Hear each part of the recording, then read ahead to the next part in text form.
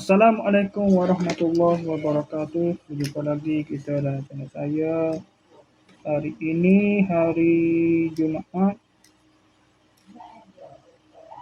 20 hari bulan September 2024 Masehi bersama dengan 16 Rabiul Awal 1400 Rabu mana? Ni kali ni asak dah masuk.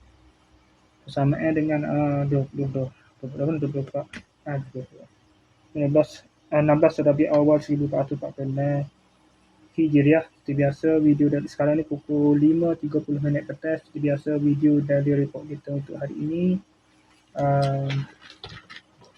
Tadi saya bangun dari pukul 5.40 petang.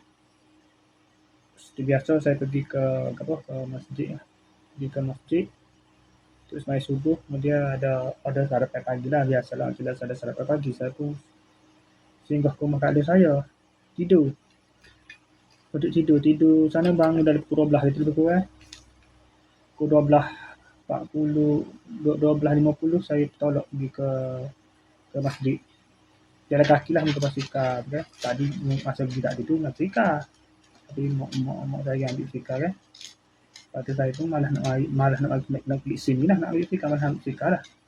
Saya pun klik lepas ada sambutan Maulid Rasul tadi di masjid pada sembahyang Jumaat tadi. Ada jamu lah sikit, nanti aku dah kambing, gula bing, gula air apa semua. 3 jenis lauk adalah. Saya pun lepas tu balik ada orang mari atas. Ada tulang atas satu ke rumah dia dulu. Lepas tu tak di rupanya barang siapa ada dah siapa maring kasut siapa dah maring. Jadi saya tak ada review tadi lah. Ni insya-Allah lah lepas pada ni saya akan pergi buat review lah. Lepas saya mandi semaya asar ni, lepas saya pergi buat review di rumah kak saya dah. Kasut Converse apa dah. Harga dia dah 30 lah. Itu saya 42 saya balik dah kan. Saya teradak ni. Tak ada nak review lagi tadi. Satu lagi bagai tak siapa. 3 bagai kan semua. Kedai siapa dah. Channel tu kedai Niki nak beli channel tu. Lepas tu kasut siapa dah bawa siapa kemarin. Lepas tu ni apa lagi. Kasut ke tu. Baju jubah channel tu kan. Pengasai itu kan. Dah. Baju begini tu. Jubah pakai gitu dah. Pakai hiasan ni. Okey, macam kos juga lah. Okey, sekadar itu saja.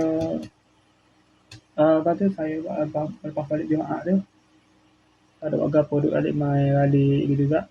Asal pun tak main lagi duk ralik mai Facebook lah sepanjang sebelum pada buat video ni.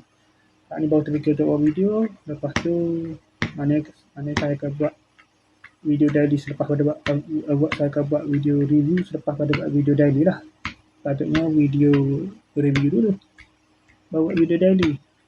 Okey, sekali itu saja untuk sesi video dari report kita untuk hari ini. Lepas ni insyaAllah kita jumpa lagi untuk di sesi video review. Assalamualaikum, jumpa lagi. Bye.